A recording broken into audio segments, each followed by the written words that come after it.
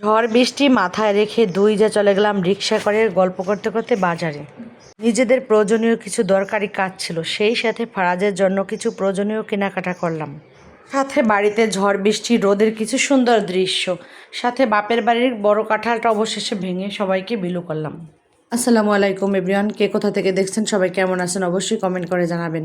আমরা তো বেশ ফুরফুরা মেজাজে আছি, দেখেই বুঝতে পাচ্ছেন। দেখেন, রিক্সা করে গেলে খুবই কিন্তু তার আরাম লাগে। রাজের ঘোরাঘুরি খুবই পছন্দ, তো একটুও কান্নাকাটি নাই। তো যখনই না কত দূর পর্যন্ত গেলাম, বাতাস তো ছাড়লো, সাথে দেখেন মাথার উপরে কত মেঘ। মেঘ দেখে কেউ করিস নে ভয়, আড়ালে তার সূর্য হাসে। হ্যাঁ, কথাটা একদমই ঠিক। এখন আর মেঘ দেখে ভয় করি না, একটা সময় মেঘ দেখে খুব ভয় লাগতো। ঝড় মেঘের কবলে পড়ার আগের থেকেই অভ্যাস আছে। প্রচণ্ড বাতাস বইছিল আর রাস্তার সব ধুলো ময়লা কিন্তু চোখের ভিতরে যাচ্ছিল, তাকানোই যাচ্ছিল না। যাই হোক, চোখটা ঢেকে সামনের দিকে ক্যামেরাটা ধরলাম। তো আগে থেকে আমার অভ্যাস আছে, বললাম না। তো ঝড়ের এই জায়গাটা দিয়ে যখন আমি যাই তখন কিন্তু আমার সেই আগের দিনের ঝড়ের কথা খুবই মনে পড়ে যায়। তবে এই যে জায়গাটা দিয়ে আমি এখন যাচ্ছি, এই জায়গাটা আমার কাছে স্মরণীয় হয়ে থাকবে আজীবন। তো যখনই না আমি এই জায়গাটা দিয়ে যাই তখনই আমার সেই স্মৃতিটা মনে পড়ে যায়, সেই ঝড়ের মুখে পড়েছি আমি। ছিল না কোনো একটা রিক্সা, কোনো একটা অটো, ঘুটঘুটে অন্ধকার ছেলে মেয়েকে নিয়ে। তো অনেক দূর হাঁটা পর্যন্ত দেখতে পেলাম একটা রিক্সা। তো ভাগ্য ভালো, রিক্সাওয়ালা আমাকে বাসায় পৌঁছে দিল। তো যাই হোক, সবার জীবনে এক একটা স্মরণীয় ঘটনা হয়ে থাকে।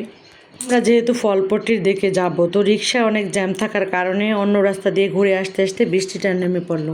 বিপদের পথ কিন্তু এমনিতেই কমে না, এমনিতেই মেঘ বৃষ্টি বাচ্চা নিয়ে আমরা আসছি বাজারে, ভাবছি একটু আগে আগে পৌঁছাবো যেখানে আমরা যাব। তো এমনিতেই কিন্তু বৃষ্টি নেমে পড়লো, আমরা কিন্তু অলরেডি একটু ভিজেছি। তো দেখলাম একটা তরকারির দোকান, সেখানে আমরা থেমে কিছু তরকারি নিলাম সবুজ সবুজ। এখানে যে আমার পিছনে কি পরিমাণে মুষলধারে বৃষ্টি নেমেছে, বৃষ্টির জন্য আমরা কোথাও কিন্তু নড়তে পারতেছিলাম না। তো তরকারির দোকানে আমরা তরকারি কিনে ওখানেই রেখে আমরা চলে আসলাম এটিএম বুথে আমাদের প্রয়োজনীয় টাকা তুলতে।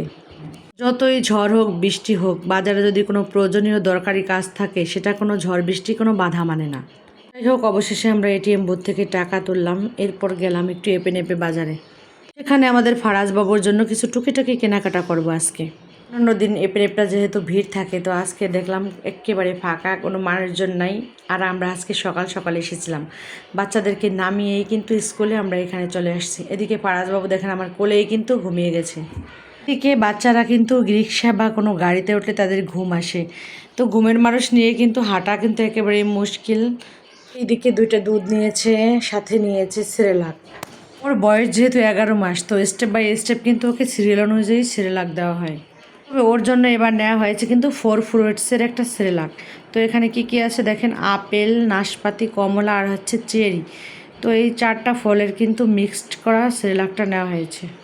সিরিয়াল কিন্তু এমনিতেই মজার, আমাদের বড় মানুষদের কিন্তু খুব ভালো লাগে। আমি তো আমার বাচ্চাদেরকে খাওয়ানোর সময় আমি একটু খেতাম, খুব ভালো লাগে, স্বাদের জন্য বাচ্চারা খুব পছন্দ করে। এইদিকে সকাল সকাল যেহেতু বাজারে গিয়েছি, তো অনেক সময় বাজারে কাটানোর পরে কিন্তু রান্না বান্না করতে পারিনি আজকে। তো গতকালকের তরকারি ছিল মাংসের তরকারি, তো সেটা দিয়ে যে মুড়ি দিয়ে মাখিয়ে দিয়েছি বাচ্চাদেরকে। সাথে কিছু ভাতও ছিল সকালের রান্না, তো বাচ্চাদেরকে খাইয়ে আগে পেট ঠান্ডা করলাম। সাথে আমরা বড়রাও কিন্তু খেয়েছি, আর মাংসের ঝোল দিয়ে মুড়ি মাখা কিন্তু বেশ ভালো লাগে। এইদিকে রোদ উঠেছে, বৃষ্টি নেমেছে, পাতিশিয়ালের বিয়ে। এই কেমন বৃষ্টির ভাব, আগে আমরা ছোটোবেলায় এরকম দেখলে রোদ উঠলে আর বৃষ্টি নামলে বলতাম। তবে অনেক দিন পরেই বৃষ্টির ভাবটা দেখে খুবই ভালো লাগলো, সেই ছোটোবেলার কথা মনে পড়লো। এইদিকে বিকেল হয়েছে, তো কাঁঠালটা পেকে গেছে, 2টা কাঁঠালে পেকেছে, তো ভাবলাম বড়টাই ভাঙি, সবাইকে যেহেতু বিলু করব। এই কয়টা দিন কাঁঠাল খেতে খেতে আর কাঁঠাল দেখতে দেখতে একদমই ভালো লাগে না, কাঁঠালের প্রতি অরুচি এসে গেছে।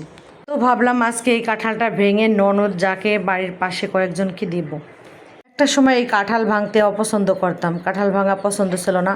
তো মানুষ বলে না যে ঠেলার নাম বাবাজি, শ্বশুরবাড়ি আসলে কোনো কিছু না পারলেও সেটা পারতে হবে। নিজের ঘর নিজের সংসার, এখন তো আর বাবা মার কাছে থাকি না যে বাবা মার হোটেলে খাই, বাবা মা সব করে দিবে। এখন তো নিজেরই সব কিছু করতে হবে না পারলেও।